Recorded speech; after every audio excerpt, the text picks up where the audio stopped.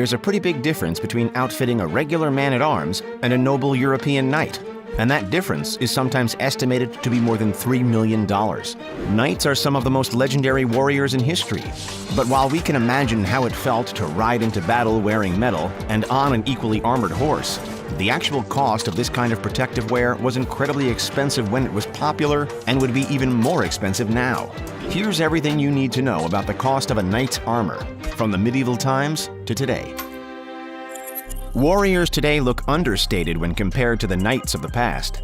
While countries like the US still spend billions of dollars on military costs, for example, about $934 billion in the 2020-2021 fiscal year, the cost of outfitting one fighter in a plate of well-constructed armor would be astounding. English medieval knights wore metal armor made out of iron or steel to protect themselves from their opponents. The strong metal plating was particularly effective against longswords and archers. While the trend of wearing chainmail started around the 9th century, full plates of armor started to become popular and more widespread in the 14th and 15th centuries. But because of how expensive it could be to create, its popularity only lasted for a relatively short time.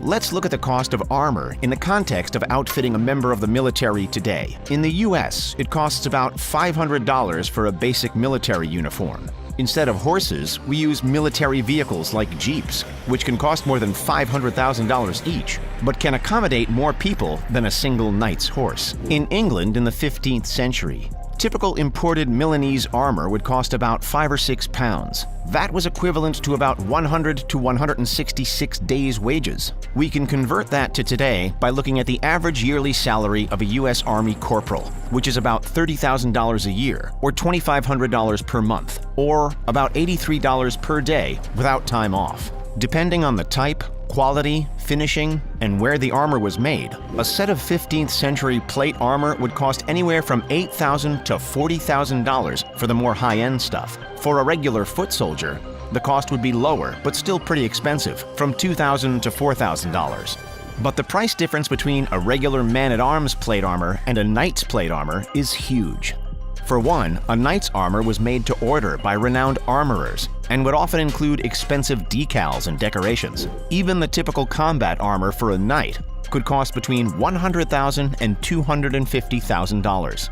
If a knight was really celebrated, came from a noble family, and enjoyed the finer things in life, then his armor could be worth $500,000. That's a lot of money to wear into battle. Some researchers even say the price of some of the armor worn by European knights could go up to $3.5 million today, when including armor for horses and weapons. And this is especially likely when you take into account ceremonial armor versus combat armor.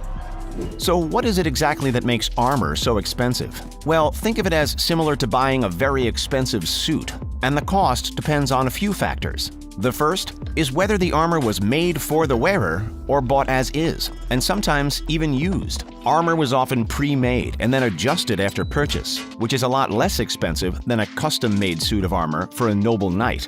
The second factor is the armorer who made the product. Of course, if you buy Gucci, it's going to be more expensive than Gap.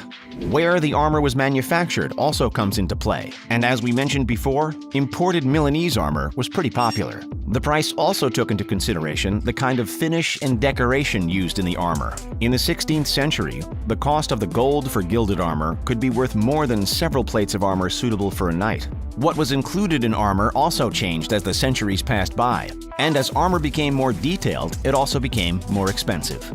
Basic armor consisted of long mail reaching the knees and usually had sleeves as well as a coif.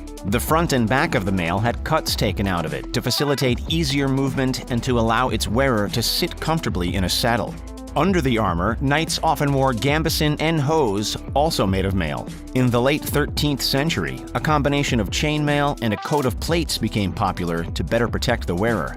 These pieces of armor often included cloth, quilted linen, and sometimes leather. In the 14th century, a larger curved breastplate was implemented because it was harder to penetrate with pointy weapons like spears. A placard and falds covering the stomach also became popular, as well as a full cuirass. Due to its high cost, cuirasses were available to nobles and very few knights. The cost of an entire armory of an English knight was valued in 1374 at over £16. which might not seem like much, but equaled about 5 to 8 years of rent on a London merchant's house. It would cost a skilled laborer 3 years of wages to be able to afford an armory of this standard. Just one single helmet was equal to the price of a cow. So armor definitely wasn't common for the commoner. And the more money and better reputation you had, the more likely you were as a knight to be able to receive the best protection and the most decorative suit of armor. As armor manufacturing became even more skilled, it ushered in the golden age of armor in the 15th century.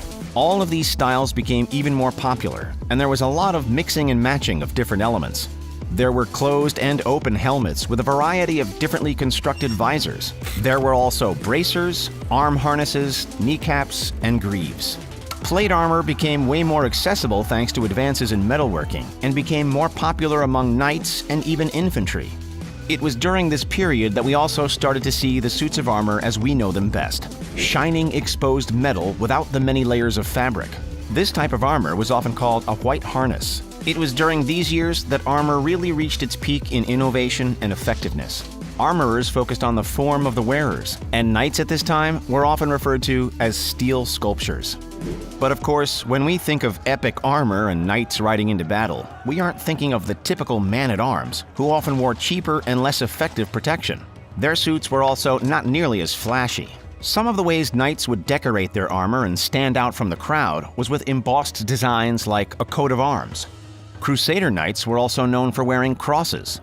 One young nobleman's full cost to equip himself was often out of range of the typical man-at-arms. A nobleman's suit of armor could be equal to 8 to 16 months of wages for the less fortunate. In the 15th century, the price of mail also rose, and it became less popular to make. And because plate armor made them unnecessary, shields also fell out of style. But not every single knight had to be incredibly rich if they were also skilled. A knight could always rent a suit of armor or even win one by defeating an opponent. These competitions were done at medieval tournaments, but sometimes even in actual battle. And of course, we have to keep in mind that to keep their armor in tip-top shape, it had to be constantly cared for. The knight's squire would be in charge of regularly cleaning and polishing it, and those who did not have a squire would have to take those duties upon themselves. It's also important to mention that armor quality had to be tested before it was able to be worn on the battlefield. And one of the most interesting ways they did this in the 15th century was by firing bullets at it. A low-quality suit of armor, no matter how decorative, could quickly find its way to ruin if it wasn't up to the task. You can buy yourself decorative suits of armor today based on the real thing, but they can cost you anywhere between $2,000 and $8,000 or more, depending on how they're made and what they're modeled after. Don't forget to hit that like button if you enjoyed this video and subscribe for more. Thanks for watching.